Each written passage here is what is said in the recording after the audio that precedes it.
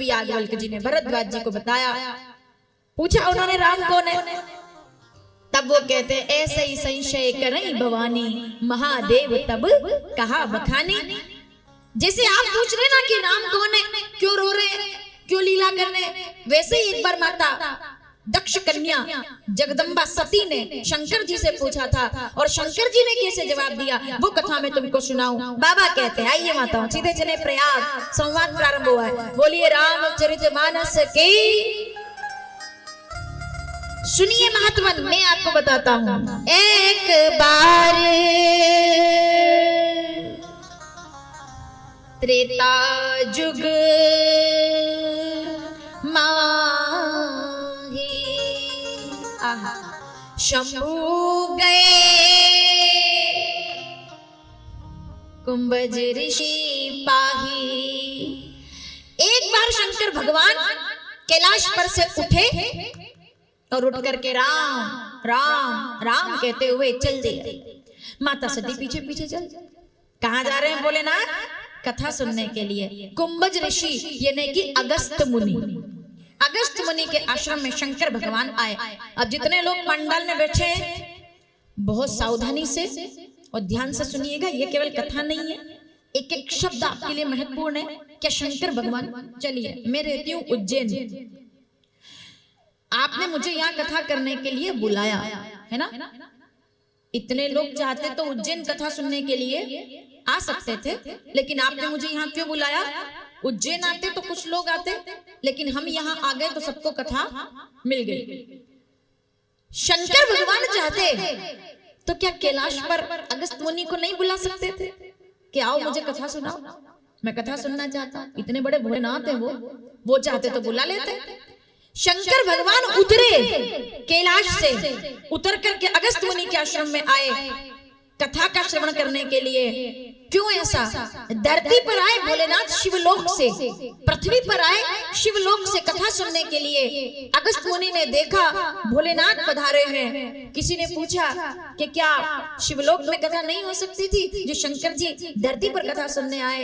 याद रखिएगा, स्वर्गे सत्ये च कैलाशे नास्त अस्ति असरसम तत्पिबंधु मा सद्भाग्या मामा मुंचित कहिर्जित। स्वर्ग में भी तो बुलाया जा सकता था, वैकुंठ में भी तो बुलाया जा सकता था, ब्रह्मलोक में भी तो कथा हो सकती थी, लेकिन क्यों धरती पर कथा सुनने के लिए भोलेनाथ आए? उसका कारण है स्वर्ग में देवराज इंद्र मिलते हैं, वैकुंठ में नारायण मिलते हैं। जितने लोग राम कथा के पंडाल में बैठे हैं अपने सौभाग्य को मनाइएगा और प्रशंसा करना अपने सौभाग्य की कि देवराज इंद्र स्वर्ग में मिल सकते हैं, वैकुंठ में नारायण मिल सकते हैं, साकेत में श्री राम मिल सकते हैं, गोलोक में श्री कृष्ण मिल सकते हैं, शिवलोक में भोलेनाथ मिल सकते हैं। पर इन सब की कथा तो केवल धरती पर ही मिल सकती है, पृथ्वी के अलावा और कहीं ये कथा मिलने वाली नहीं है। और ये कथा सुनने का अधिकार केवल मनुष्य को है, बिना भाग्य के ये कथा नहीं मिल सकती। कभी सुना है स्वर्ग में कथा हो रही है? बताओ, कभी सुना है वैकुंठ में कथा हो रही है? कभी सुना है साकेत में कथा हो रही है? कथा सुनने का अधिकार केवल धरती के लोगों को है, मनुष्य को है। तो भोलेनाथ कथा सुनने के लिए उतरे। अगस्त मुनि ने देखा भोलेनाथ पधारे हैं और अकेले नहीं आए, साथ में किसको लाए हैं? आइए प्रणाम करें दोनों हाथ जोड़कर। बाबा कहते हैं संग सती जग जननी भवानी या देवी। नवरात्रि चल रही है, हाथ जोड़कर प्रार्थना करो। या देवी सर्व शक्ति रूपेण नमस्तस्ये नमस्तस्ये नमस्तस्ये। हे जगदम्ब मदम्ब कदम्ब वन प्रिय वासिनी आसरते शिखर शिरोमणि विंध्य हिमालय श्रृंग निजालय मध्य गते मधु मधुरे मधु केडब भंजनी रासरते। जय जय है महिषासुर मर्दिनी रम्य कपर्दिनी शैल सुते। जगदम्बा आई है ऐसा जानकर अगस्त मुनि दौड़े, क्योंकि शंकर जी कभी कथा सुनने अकेले नहीं जाते, पत्नी को हमेशा साथ ले जाते। और ये जरूरी है कि पति भी कथा सुने और पत्नी भी कथा सुने, क्योंकि अगर पति धार्मिक है और पत्नी धार्मिक नहीं है तब भी मामला गड़बड़ होगा। भागवत में सुना है आपने कि पति आत्मदेव और पत्नी धुंधली तो बेटा धुंधकारी हो गया। और अगर पत्नी केवल कथा सुन रही है और पति देवता कभी अगर भगवान को दीपक भी ना घुमाए तो भी मामला गड़बड़ है। फिर पत्नी कयाधु और पति हिरण्यकश्यप, तब भी बैलेंस बिगड़ेगा। लेकिन जीवन में शांति कब आएगी?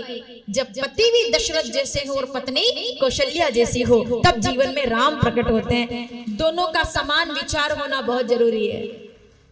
पत्नी पूजा करे, ठीक है ना, हम लोग इतनी पूजा नहीं करते, मैं जानती हूँ, हम नहीं कर पाते, कोई बात नहीं। आप पूजा नहीं भी कर पा रहे हो ना, आपने मन से प्रणाम कर लिया, कोई बात नहीं। लेकिन पत्नी अगर पूजा कर रही है तो उसको पूजा करने से कभी रोकना मत, ये भी आपका सबसे बड़ा पुण्य है। अपनी पत्नी को अगर आप देखें कि वो पूजा कर रही है तो ये ना कहें कि तुम तो दिन भर व्रत करती रहती हो, तुम तो दिन भर उपवास करती रहती हो, तुम तो दिन भर दीपक लगाती रहती हो। क्या होता है इससे? याद रखिएगा, आपके जीवन में जितना भी प्रकाश है वो सब आपके पत्नी के त्याग की वजह से है। व्रत वो करते हैं और पुण्य आपको मिलता है। माता सती साथ आई है, शंकर जी अकेले नहीं आए। बाबा कहते हैं अगस्त मुनि ने आसन दिया, दौड़ के आए, प्रणाम कर लिया। माता सती शंका में, बोले श्रोता वक्ता को प्रणाम करे तो समझ आता है, यहाँ तो वक्ता ही दौड़कर श्रोता को प्रणाम कर रहे हैं, मतलब वक्ता के पास ज्यादा ज्ञान। अगर ज्यादा ज्ञानी होते तो श्रोता को प्रणाम करते कोई? आप यहाँ आ रहे हो, आप व्यासपीठ को प्रणाम करें तो चलेगा। कोई व्यक्ति यहाँ आ जाए, कोई बुजुर्ग आ जाए, हम दौड़ के जाएं और प्रणाम कर लें तो मन में आएगा कि भाई देखो ये तो उल्टा सिद्धांत हो गया। तो क्या किया अगस्त मुनि ने? शंकर जी को प्रणाम कर लिया। कौन है वो? इस समय श्रोता, और अगस्त मुनि वक्ता। वक्ता ने श्रोता को प्रणाम किया तो माता सती को शंका हो गई, बोले ये सुनाएंगे कथा, पहले सरेंडर कर चुके, इनके पास ज्यादा ज्ञान होता तो ऐसे रहते, वक्ता को तो ऐसे रहना चाहिए। अगर वक्ता ऐसे हो जाए तो कोई नहीं पूछेगा, वक्ता को ऐसे रहना चाहिए, ऐसे। क्षमा कीजिएगा, ऐसे रहने में कोई भलाई नहीं है। जितनी विनम्रता रहेगी, जितना झुकाव रहेगा, श्रोताओं के बीच में प्रदर्शन जरूरी नहीं है, ईश्वर का दर्शन बहुत ज्यादा जरूरी है। जब दर्शन हो जाएगा तो प्रदर्शन की जरूरत नहीं पड़ेगी। हम जब आप लोगों के बीच आते हैं, आप हमें प्रणाम करते हैं, वो आपका धर्म है, लेकिन बदले में हम भी आपको प्रणाम करते हैं, ये हमारा धर्म है। क्योंकि जितना वक्ता अधिकारी प्रणाम का है, उससे कई ज्यादा श्रोता प्रणाम का अधिकारी है। पूछा, चलो बिना प्रमाण के नहीं बोलूंगी मैं। अगस्त मुनि ने प्रणाम किया ना, किनको? शंकर जी को। ऐसे ही थोड़ी प्रणाम किया, उसका कारण है। क्या कारण है? पीछे तक बैठे लोग सावधान। जैसे प्रणाम किया तो किसी ने पूछा, किसी ने क्या, सती जी ने पूछ लिया धीरे से, बोले वक्ता को श्रोता प्रणाम कर रहे। ठीक है, श्रोता वक्ता को काहे प्रणाम करते हैं? बड़ा प्यारा जवाब है। हर वक्ता को अपने श्रोता का अभिवादन करना चाहिए, क्योंकि अगर श्रोता ना होते तो वक्ता को राम कथा कहने का अधिकार कभी मिलने वाला नहीं था। श्रोता के कारण वक्ता को बोलने का अधिकार मिलता है। अगर श्रोता नहीं होगा तो वक्ता कभी कथा किसके सामने? सुखदेव जी को भी एक परीक्षित चाहिए, अगस्त मुनि को भी एक भोलेनाथ चाहिए, सूत जी को भी एक ऋषि शौनक चाहिए, नारद जी को भी एक व्यास जी तो चाहिए, सुनने वाला चाहिए। इस दुनिया में बोलने वाले बहुत मिलते हैं, कोई किसी की सुनने वाला। आज सुनने वाले ही तो नहीं, बताओ है सुनने वाले? पिताजी आकर कहते हैं बेटा हमारी नहीं सुनता, पति कहते हैं पत्नी हमारी नहीं सुनती, सास कहती है बहू हमारी नहीं सुनती। कोई सुनने के लिए तैयार नहीं है। लेकिन जो कहीं सुनने के लिए तैयार नहीं है, वो राम कथा के पंडाल में बैठकर ऐसे सुनते हैं जैसे इससे पहले कभी सुनाई नहीं। इसमें वक्ता का बड़प्पन नहीं है, श्रोता का बड़प्पन है कि वो सुनने के लिए तत्पर है। और ये बिना प्रमाण के नहीं बोल रही हूँ। आप रामचरितमानस बालकांड दोहा नंबर 106 के बाद की सारी चौपाइयां पढ़ लीजिए। जब शंकर जी कल जवाब देंगे माता पार्वती को कि धन्य धन्य राजकुमारी, तुम समान नहीं को उपकारी। अगर तुम यहाँ कथा सुनने नहीं बैठती तो मुझे कथा कहने का अधिकार, मैं तुमको सुनाने के लिए प्रसन्न हो रहा हूँ। तो आज अगस्त मुनि दौड़े और शंकर जी को प्रणाम कर लिया। आप आए तो हमने आपको कथा सुनाई, इसके लिए मैं आपको प्रणाम करता। सती जी इसको नहीं समझ पाई। उनने कहा भाई वक्ता के पास ज्यादा ज्ञान नहीं है, इसलिए पहले ही प्रणाम कर लिया ताकि कमी ना निकले। ठीक है, कोई कमी ना निकले, इसके लिए पहले प्रणाम कर लिया। प्रणाम किया, आसन दिया। शंकर जी कथा सुनते हैं, अगस्त मुनि सुनाते हैं। अगस्त मुनि सुन रहे हैं, शंकर जी इस प्रकार कुछ माह बीते, समय बीता। ये प्रसंग मुझे बड़ा अच्छा लगता है। शंकर जी मगन होकर सुन रहे, राम राम राम। कई वर्ष बीत गए कथा सुनते सुनते। एक दिन शंकर जी उठ करके चले कि अब कथा हो, अब चलते।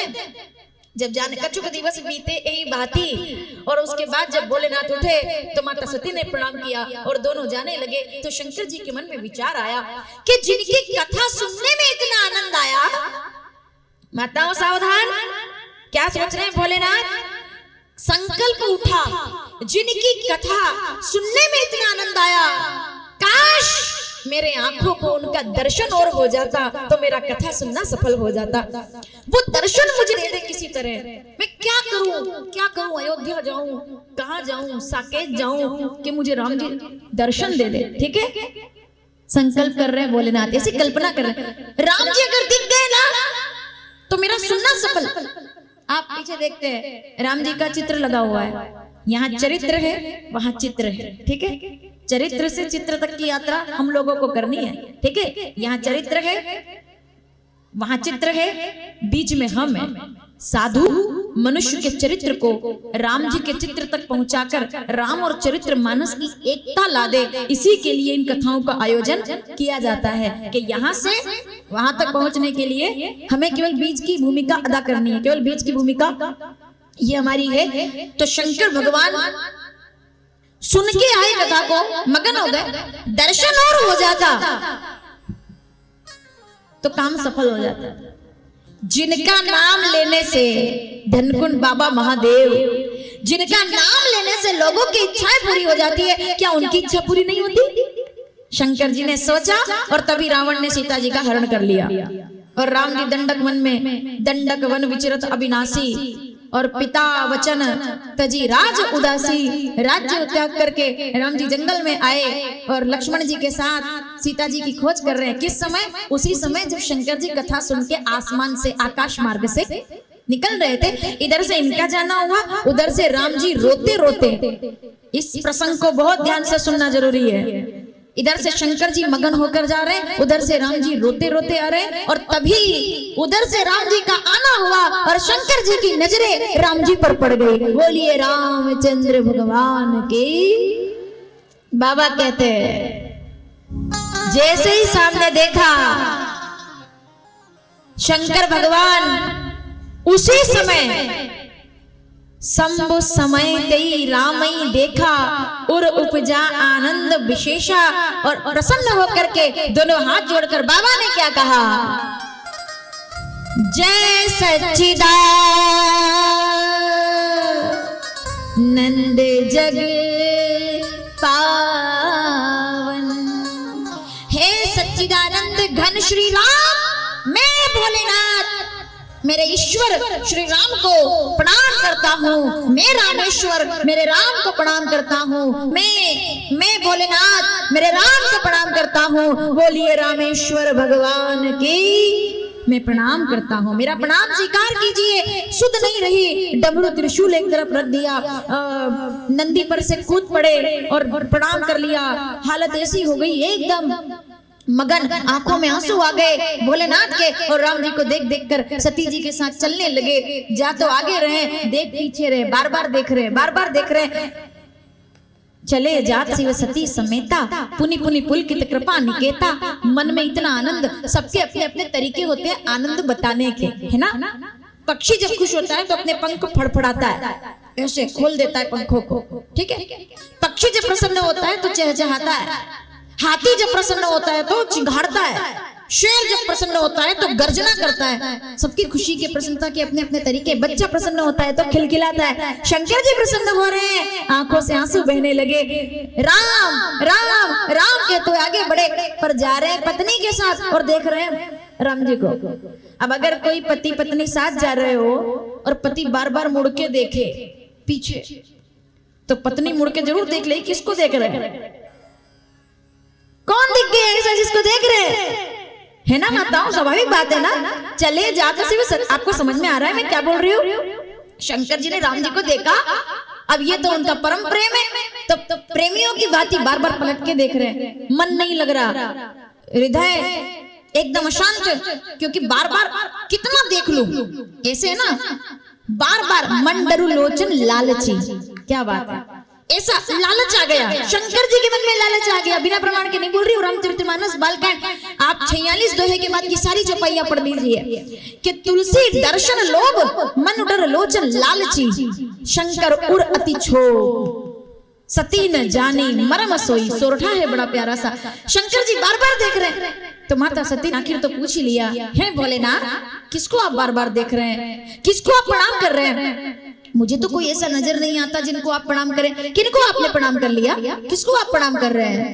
शंकर जी कहते अरे सती तुम्हें नहीं पता मैंने किसको प्रणाम किया है? बोले नहीं, जासु कथा कुंभज ऋषि गाई, भगति जासु में तोर सुनाई। राम राम रटते रटते यहाँ तक आ गए, राम राम रटते रटते शादी हो गई, राम राम रटते रटते मैं तुम्हें कैलाश से कथा सुनाने लाया, राम राम रटते रटते रास्ता तय कर लिया, और अब तक तुम पूछ रही हो किसको प्रणाम किया है, तो तुमने पहचाना नहीं। बोले मैंने नहीं पहचाना, किसको आप प्रणाम कर रहे हैं? सुनो सती, जिनको तुम देख रही हो तपस्वियों के वेश में, वो जो रुद्राक्ष पहने हैं, वो जो तुलसी पहने हैं, वो जो साधुओं के वेश में है, वो और कोई नहीं, सोई मम इष्ट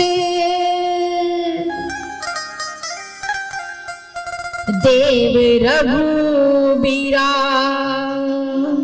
श्री राम जय राम।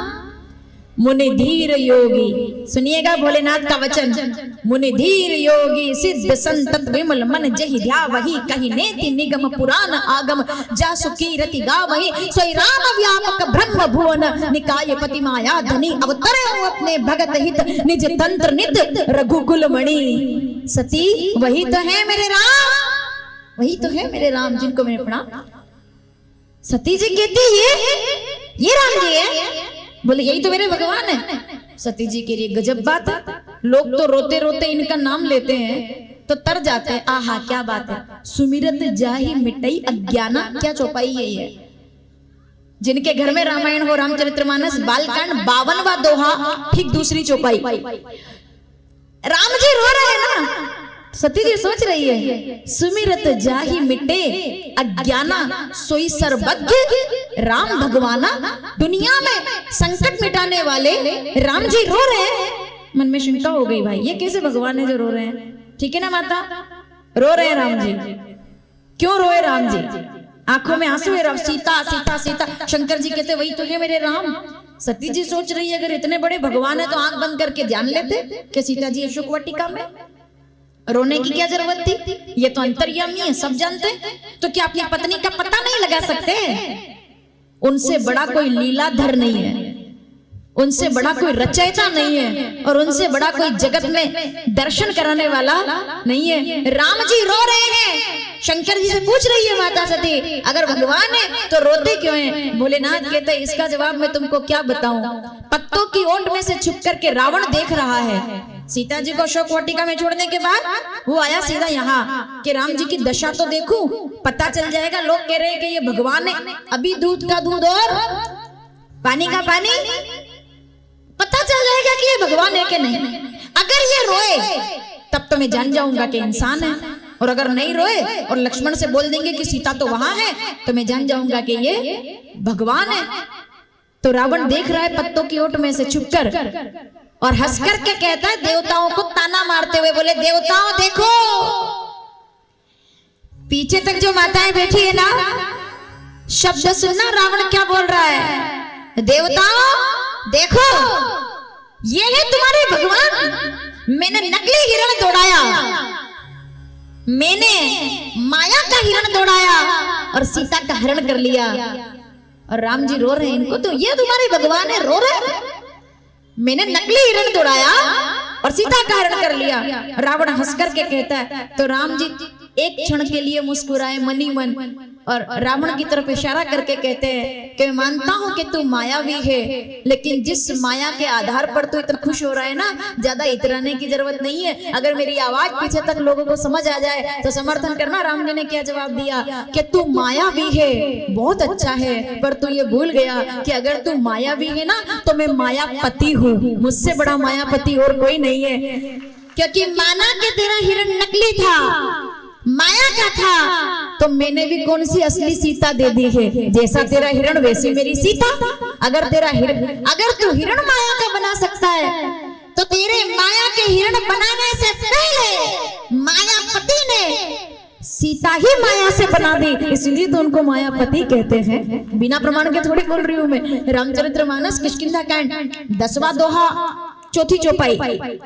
उमा दारू जोशित की नाई आहा, उमा दारू जोशित की नाई, सबई नचावत राम गोसाई। पूरी दुनिया माया को नचाती है। सुनिए माताओं, जादूगर देखे हो? जादूगर, जादूगर सब देखे, हमने भी देखा था बचपन में। मुझे बड़ा शौक था जादूगर देखने का, पर मैं कथा कहती रहती थी तो मुझे मौके ज्यादा मिले नहीं। आपको विश्वास नहीं होगा, मैंने जीवन में कभी मेला नहीं देखा, क्योंकि मैं 5 साल की थी और कथा शुरू हो गई थी, तो मुझे मौका नहीं मिला कभी कि सहेलियों के साथ जाएं, मेले में आइसक्रीम खाएं, झूले में झूले। उन सब चीजों से मैं बहुत दूर रही, क्योंकि बचपन से ही मैं 60 साल 70 साल के बुजुर्गों के साथ हम लोग कथा कहते सुनते आए, तो वो जो एक मेरा समय था, वो मुझे जादूगर देखने का बड़ा शौक था। मैं सोचती थी कि किसी कथा में अगर जादूगर आया ना तो मैं जरूर जाऊंगी देखने के लिए।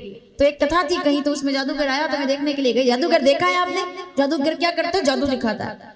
मटके में से कबूतर उड़ाता है, पैसे निकलते हैं ऐसे धाड़ धाड़ धाड़ धाड़ धाड़, नोट निकलते जा रहे, बताओ। और हम देखते हैं, हम देखकर प्रभावित होते हैं। इन सब में जादूगर की सबसे बड़ी कला सबको नजर आती है, लेकिन उनके साथ होता है जंबूरा। जंबूरा जानते हो? जंबूरा आप नहीं जानते होंगे।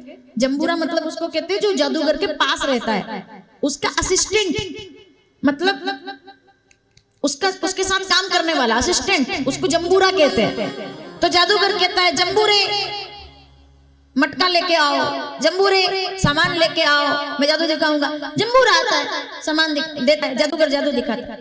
अब उस जादू के खेल में सबसे बड़ी बात ये होती है कि जादूगर अपने जादू से सबको प्रभावित कर लेता है, ठीक है। लेकिन किसी दिन उस असिस्टेंट से किसी ने पूछा जंबूरे से, बोले सबको जादूगर जादू दिखाता है, तुम पास रहते हो, तुम साथ रहते हो, क्या तुम कभी प्रभावित नहीं होते? तो उस जंबूरे ने बड़ा प्यारा जवाब दिया कि जो सामने वाले लोग होते हैं वो प्रभावित होते हैं, लेकिन मैं तो जादूगर के पास रहता हूँ तो मुझे प्रभावित होने की जरूरत नहीं पड़ती, क्योंकि मैं जादूगर के पास हूँ। इस दुनिया में भगवान की माया का जादू, उसमें फंसने वाले वो लोग हैं जो भगवान से दूर है, लेकिन जो भगवान के निकट आकर के उनके चरणों को पकड़ लेते हैं, भगवान की माया का असर उनके ऊपर नहीं होता है, क्योंकि वो भगवान के निकट आ गए हैं। और जो भगवान के पास है उनको दुनिया की माया व्यापेगी नहीं। रावण तो दूर है ना, तो वो कहता है कि मैंने नकली हिरण दौड़ाया और सीता का हरण कर लिया।